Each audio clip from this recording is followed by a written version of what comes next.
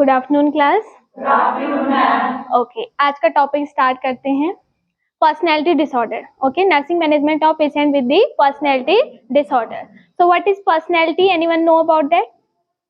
Personality,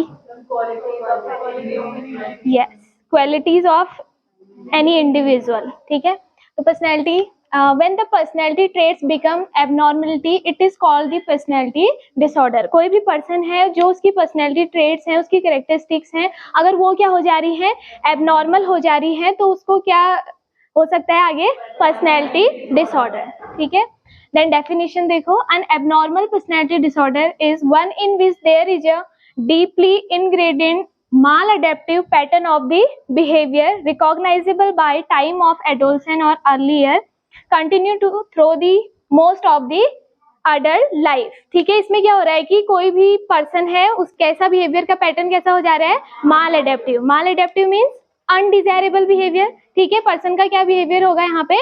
undesirable behaviour. कभी कभी क्या होता है कि वो चाइल्डहुड लाइफ में होता है और टिल अडल्ट लाइफ तक क्या होता है, रहता है, कंटिन्यू रहेगा पेशेंट में। ठीक है, तो पर्सनैलिटी डिसऑर्डर मीनिंग क्या है कि पर्सन का जो बिहेवियर पैटर्न है वो क्या हो जा रहा है यहाँ पे? माल एडेप्टिव। ठीक है, नाउ दी इंसिडेंस, क्या क्या इंसिडेंट? तो मेनली जो जनरल पॉपुलेशन है 5 to 10% जो पॉपुलेशन है वो क्या होती है यहाँ पे? अफेक्ट होती है।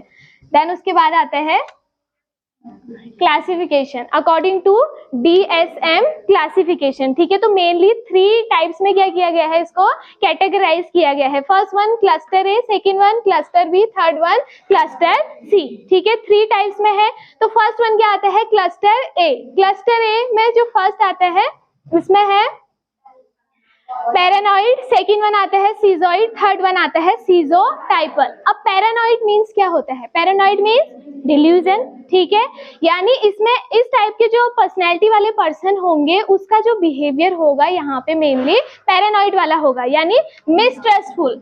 ठीक है, मिसट्रस्टफुल मतलब किसी पे भी वो इजीली क्या नहीं कर पाएंगे? ट्रस्ट नहीं कर पाएंगे। ठीक है, तो इस टाइप की पर्सनैलिटी देखी है तुमने? आसपास होते हैं ना कई लोग जो मतलब कि सस्पेंशन होता है उनके अंदर और किसी पे भी वो ट्रस्ट नहीं कर पाते, अपनी बातें इजीली वो दूसरों को नहीं बता पाएंगे। ठीक है, तो फर्स्ट वन कैसे टाइप आता है? इसमें है paranoid.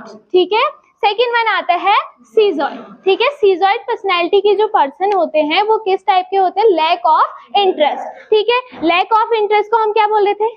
Anhedonia, inability to express interest in any activity. ठीक है, इस टाइप का होगा उनका, यानी एनहेडोनिया वाला उनका सिम्टम उनमें शो होगा, यानी किसी भी चीज में, किसी भी वर्क में, कोई भी फंक्शन कर रहे हैं, कुछ भी चीजें हो रही है, एक्टिविटी हो रही है, तो उनका उसमें प्रॉपर इंटरेस्ट नहीं होगा।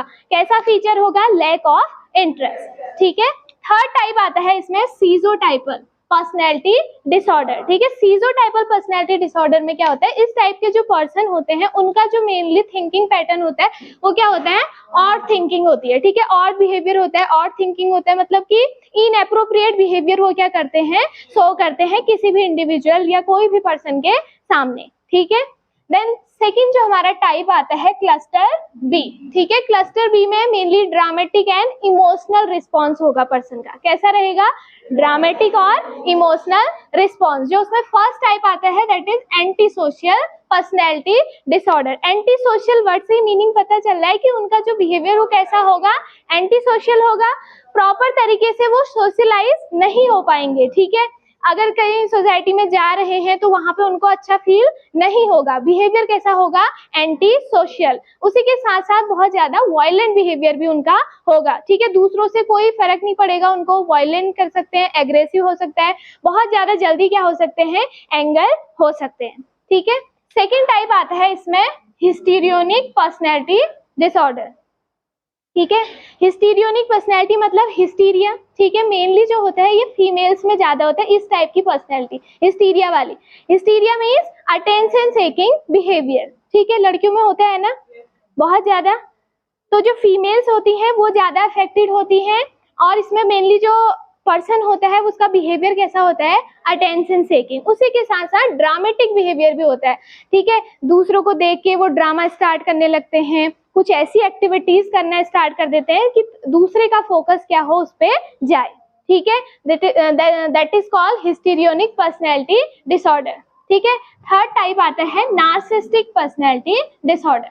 नार्सिसिस्टिक पर्सनैलिटी डिसऑर्डर क्या होता है, इसमें सेल्फ सेंटर्ड, ठीक है, जो पर्सन होगा कोई भी इंडिविजुअल वो क्या होगा यहाँ पे सेल्फ सेंटर्ड, यानी खुद को ज्यादा इंपॉर्टेंस देना, ठीक है, अपने आप को क्या समझना, बहुत ज्यादा सुपीरियर समझना। वो सोचेंगे कि जो भी डिसीजन मैं ले रहा हूँ ये सब बड़े हैं, ठीक है, अपने आप को ही क्या करना है यहाँ पे सेल्फ सेंटर्ड रखना, यानी खुद पे ज्यादा फोकस करना, दूसरों पे कुछ भी यहाँ पे फोकस नहीं करना, ठीक है। तो समझ में आया क्लस्टर भी सबको, ठीक। थर्ड वन आते हैं क्लस्टर सी, इसमें हमारा एंशियस एंड फेयरफुल वाला डिसऑर्डर आएंगे, ठीक है। फर्स्ट वन आता है ओबीडिएंट या एंशियस डिसऑर्डर। ओबीडिएंट या एंशियस मतलब बहुत ज्यादा क्या हो जाएगी, एंजाइटी, ठीक है, बहुत ज्यादा लोगों के साथ जा रहे हैं, सोशलाइज हो रहे हैं, तो उस टाइम पे उनको एक्सट्रीम लेवल की क्या होगी यहाँ पे एंजाइटी होगी, ठीक है।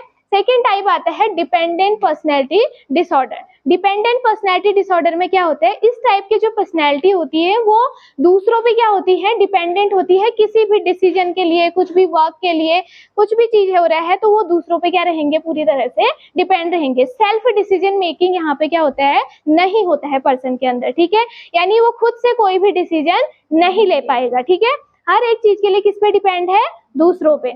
नेक्स्ट वन आता है ओसीपीडी, ठीक है, third type obsessive compulsive personality disorder. OCD हमने पहले ही पढ़ा है, ठीक है, यानी यहाँ पे जो इस टाइप के जो पर्सनैलिटी के लोग हैं उनमें क्या होगा, obsessive compulsive disorder, repeated thoughts आएंगे माइंड में और रिपीटेड एक्शन करेंगे, ठीक है, हैबिचुअल उनका हैबिट में हो जाएगा, कुछ भी चीजें कर रहे हैं तो वो बार बार क्या होगा, रिपीट करेंगे, ठीक है। फोर्थ टाइप आता है BPD. BPD means border line personality disorder, ठीक है, border line personality border line पे होता है, इसमें हम कुछ भी क्या नहीं कर पाते हैं, फाइंड आउट नहीं कर पाते, तो अनस्टेबल बिहेवियर होता है यहाँ पे पर्सन का, कैसा, अनस्टेबल बिहेवियर, ठीक है, अनस्टेबल, कुछ भी स्टेबल नहीं है, कुछ भी सिम्टम उसमें शो हो सकते हैं, ठीक है, यानी एक पर्टिकुलर हम इसको फाइंड आउट नहीं कर पाते हैं, that's why we call the border line personality disorder, ठीक है। नेक्स्ट वन आता है etiological factor of the personality disorder. कौन कौन से इटियोलॉजी है, फर्स्ट वन आता है genetic factor. Genetic factor means brain में अगर कोई डिसफंक्शन हो रहा है, ठीक है, या one generation to another generation क्या हो सकता है, पर्सनैलिटी जो कुछ ट्रेड्स हैं वो क्या हो सकती है, ट्रांसमिट हो सकती है। सेकेंड वन क्या हो रहा है कि ब्रेन में अगर क्या आ रही है, कोई भी एबनॉर्मलिटी हो रहा है, ठीक है। सेकेंड कॉज है इसका बायोलॉजिकल फैक्टर। बायोलॉजिकल फैक्टर में मेनली जो होता है एबनॉर्मलिटी इन ब्रेन सर्किट, जो ब्रेन सर्किट है उसमें क्या हो रहा है, एबनॉर्मलिटी आ रहा है। ब्रेन सर्किट पता है किसी को क्या होता है, कनेक्शन ऑफ न्यूरॉन, ठीक है, न्यूरॉन का क्या होता है, कनेक्शन होता है, ठीक है, जो मेनली किससे कंसर्न करता है ब्रेन सर्किट में, इमोशनल रिएक्शन से, ठीक है, जो चीजें यानी इमोशनल जो रिएक्शन है उनसे जो चीजें डील कर रही है मेनली, तो ब्रेन सर्किट में अगर यहाँ पे एबनॉर्मलिटी आती है या डिसरेगुलेशन हो रहा है तो उसकी वजह से पर्सन में क्या हो सकता है, पर्सनैलिटी डिसऑर्डर, ठीक हो गया। सेकेंड वन आता है साइकोडायनेमिक थ्योरी। साइकोडायनेमिक थ्योरी किसने दी थी, सिग्मॉइड फ्रॉइड ने, id, ego and super ego, ठीक है। तो हमारे जो ये डिफेंस मैकेनिज्म है, इड है, ईगो एंड सुपर ईगो, अगर ये क्या हो जाता है, फेल हो जाता है, ठीक है, ईगो और सुपर ईगो फेल हो रहा है तो पर्सन को क्या हो सकता है, इड यानी किस पे बेस्ड होता है हमारा प्रिंसिपल, प्लेजर पे, ईगो किस पे, रियलिटी पे, और सुपर ईगो किस पे होता है, परफेक्शन पे। अगर तीनों चीजें डेवलप नहीं होंगी तो इंडिविजुअल में क्या हो जाएगा, पर्सनैलिटी डिसऑर्डर हो सकता है, क्योंकि कोई भी चीज, जो भी डिसीजन हो रहा है, कुछ भी चीजों पे कंसंट्रेट नहीं कर पाएगा वो, ठीक है, यानी उसके अंदर जो ईगो डिफेंस मैकेनिज्म है वो क्या हो रहा है, फेल हो गया, डेवलप अच्छे से नहीं हो रहा है, तो उसकी वजह से भी पर्सन में क्या हो सकता है, पर्सनैलिटी डिसऑर्डर कॉज हो सकता है, ठीक है। अदर कॉजेज में क्या हो सकता है, जैसे पैरानॉइड डिसऑर्डर, ठीक है, पैरानॉइड पर्सनैलिटी, पैरानॉइड मतलब बहुत ज्यादा डाउट करना, ठीक है, इस टाइप का अगर बिहेवियर हो रहा है, उसका हैबिट हो रही है, तो डेली डेली पैरानॉइड वाली पर्सनैलिटी किस में कन्वर्ट हो सकती है, पर्सनैलिटी डिसऑर्डर में। सेकेंड वन हिस्टीरियनिक पर्सनैलिटी, मतलब कुछ लोगों को अटेंशन सीकिंग बिहेवियर है, पहले उसका फाइंड आउट नहीं हुआ है कि उसको पर्सनैलिटी डिसऑर्डर है, लेकिन वो अगर अटेंशन सीकिंग वाला बिहेवियर है तो धीरे धीरे किस में कन्वर्ट हो सकता है, पर्सनैलिटी डिसऑर्डर में, ठीक है। नेक्स्ट वन आता है हमारा clinical features of the personality disorder, ठीक है। तो first one distorted thinking pattern, यानी जो यहाँ पे पर्सन का थिंकिंग पैटर्न होगा वो क्या होगा, प्रॉपर तरीके से डिस्टर्ब होगा, ठीक है, अच्छे से वो कुछ भी क्या नहीं कर पाएगा, थिंक नहीं कर पाएगा, कोई भी डिसीजन अच्छे से नहीं ले पाएगा, ठीक है।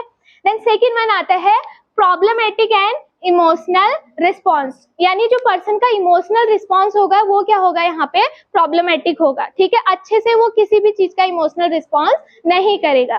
थर्ड वन आते हैं over and under regular impulse control, ठीक है, यानी यहाँ पे जो उसका इम्पल्सिव कंट्रोल होगा वो क्या हो सकता है, कभी ओवर हो सकता है या अंडर कंट्रोल हो सकता है, डल हो सकता है, यानी अच्छे से जो उसका इम्पल्सिव कंट्रोल वाला जो पैटर्न है वो क्या हो जाएगा यहाँ पे डिस्टर्ब हो जाएगा। लास्ट वन आता है interpersonal difficulties. Interpersonal difficulties means उसका जो प्रोफेशनल और पर्सनल रिलेशनशिप है उसमें क्या आने लगेंगी, डिफिकल्टी आने लगेंगी, ठीक है, ना ही वो किसी के साथ अपना प्रोफेशनल रिलेशनशिप मेंटेन कर पाएगा और ना ही अपना पर्सनल रिलेशनशिप मेंटेन कर पाएगा, ठीक है।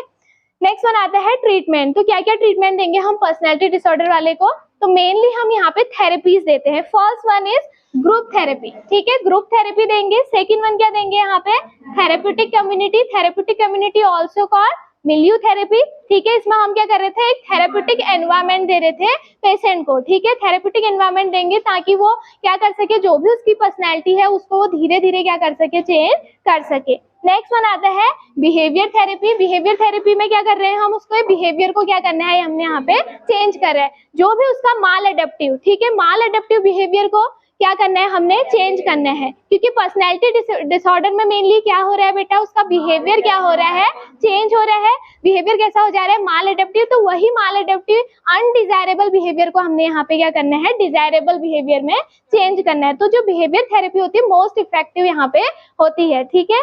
नेक्स्ट वन आता है ऑक्यूपेशनल और रिक्रिएशनल थेरेपी, ठीक है, कुछ ऑक्यूपेशनल या रिक्रिएशनल थेरेपी भी हम दे सकते हैं ताकि पर्सन के जो माइंड है उसको हम क्या कर सके, डाइवर्ट कर सके, चेंज कर सके, ठीक है। नेक्स्ट वन यहाँ पे हम देंगे मेडिकेशन, ठीक है, मेडिकेशन में क्या क्या देंगे, यहाँ पे सारी टाइप के हम ड्रग्स देंगे, ठीक है। एंटीसाइकोटिक अगर बहुत ज्यादा उसको प्रॉब्लम हो रही है, ठीक है, तो यहाँ पे क्या देंगे हम उसको, एंटीसाइकोटिक्स, ठीक है। अगर एंजाइटी वगैरह के सिम्टम्स हो रहे हैं, ठीक है, तो तब क्या देंगे हम उसको, एंटी एंजाइटी ड्रग्स, ठीक है। देन एंटी डिप्रेशन, अगर क्या हो रहा है पेशेंट को यहाँ पे डिप्रेशन हो रहा है तो क्या देंगे, एंटी डिप्रेशन, ठीक है। मूड स्टेबलाइजर भी हम यहाँ पे दे सकते हैं अगर उसका जो इमोशनल रिस्पॉन्स है इनएप्रोप्रिएट है, अच्छा नहीं है, ठीक है, तो मूड डिसऑर्डर को ट्रीट करने के लिए हम क्या देंगे यहाँ पे, मूड स्टेबलाइजर। मूड स्टेबलाइजर में क्या देंगे, लिथियम कार्बामेज़ापाइन एंड सोडियम वेलपोरेट, ठीक है। और एंटी एंजाइटी में क्या देंगे, बेंजोडाइजिपिन, डाइज़ेपाम, लोराज़ेपाम, एल्प्राजोलाम, ठीक है, ये सारी मेडिकेशन, बिल्कुल। Okay class, thank you.